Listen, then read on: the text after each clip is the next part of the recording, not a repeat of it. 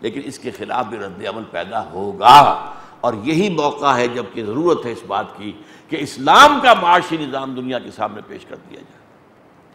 یہ یوں سمجھئے کہ ماسٹر سٹروکس ہیں 4: سود حرام، جوا حرام، منشیات حرام، اور جنس کی بنیاد پر کمائی، چاہے وہ پروسٹیٹیوشن ہو، چاہے وہ آپ جنسی جذبات بھڑکا کر فلمیں دیکھنے کے لیے لوگوں کو آمادہ کریں، اس سے کمائی کریں۔ پھر سارا بزنس کائے پر ہو رہا ہے؟ جنسی جذبات جتنے آپ بھڑکائیں گے زیادہ، اتنی آپ کی فلم کامیاب ہوگی، اتنی ہی آپ کی کامیابی ہوگی، اتنی ہی اس جو ہے کمائی ہوگی۔ تو جنس کی بنیاد، ہر اشتہار پر عورت کو کیوں بٹھا رکھا ہے؟ سوچنے کی بات ہے۔ موٹر سائیکل کا اشتہار ہے تو کوئی خاتون کھڑی ہوئی ہے، بسکٹوں کا اشتہار ہے تو وہ خاتون، یہ بھائی یہ خاتون یہ بکاؤ مال بن گئی ہے، اس کی شکل و صورت کو تم نے بکاؤ مال بنا لیا، تم جنسی جذبات کو استعمال کر رہے ہو۔ اور اب تو یہ ہے کہ آپ کو معلوم ہے پروڈکٹس کو زیادہ بیچنے کے لیے اس میں جوئے کا شامل کر دیا گیا، یہ کر لو تو پھر یہ لاٹری نکل آئے گی تو یہ انعام، وہ جوا ہو گیا کہ نہیں ہو گیا؟ آپ نے جوئے کے ذریعے سے اپنے پروڈکٹ کو جو ہے وہ آپ لوگوں کے اندر عام کرنا چاہ رہے ہیں۔ یہ 4 چیزیں حرام کر دیں، جس سے سرمایہ، اس کو کہوں گا میں، سرمایہ چینڈ ہو گیا، زنجیر میں کس لیا سرمایہ کو۔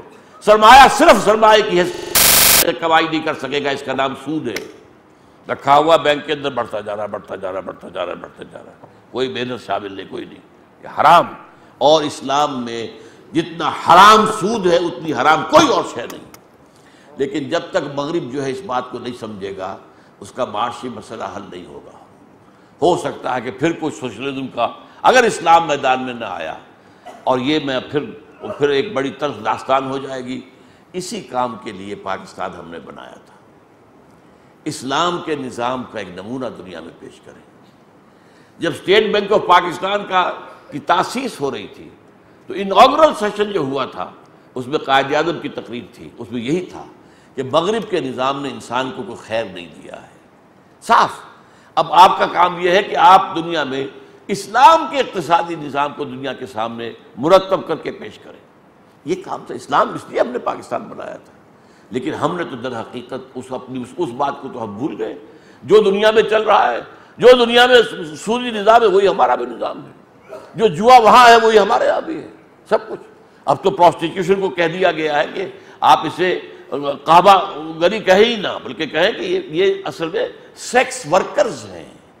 اسلام کا نظام معاشی، روحانی، احسانی، ایمانی سطح پر highest and purest form of voluntary socialism, یہ آپ سے جبر نہیں کرے گا کہ جو بھی ضرورت ہے دے دو، نہیں، جبر نہیں ہے۔ جبر صرف ہوگا زکوٰۃ کی حد تک، یہ تو قانون ہے، یہ دینا پڑے گا، باقی رکھو اپنے پاس، چاہو تو اللہ کے بینک میں ڈپازٹ کرا دو۔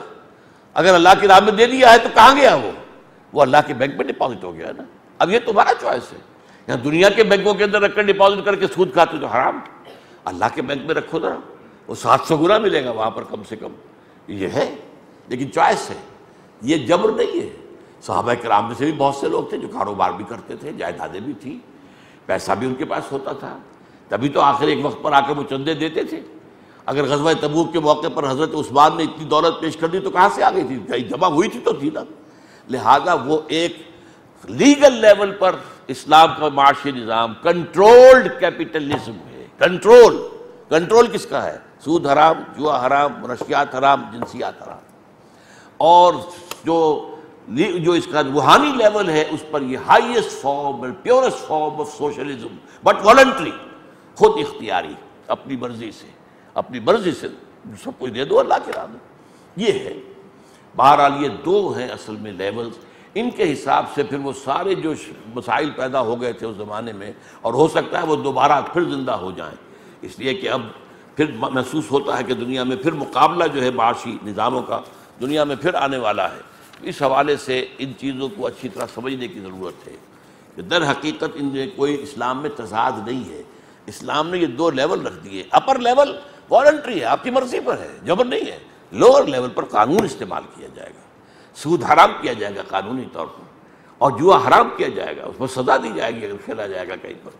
یہ ہیں اصل میں 2 نظام۔ اقول قولی ھذا واستغفر اللہ لی ولکم ولسائر المسلمین والمسلمات۔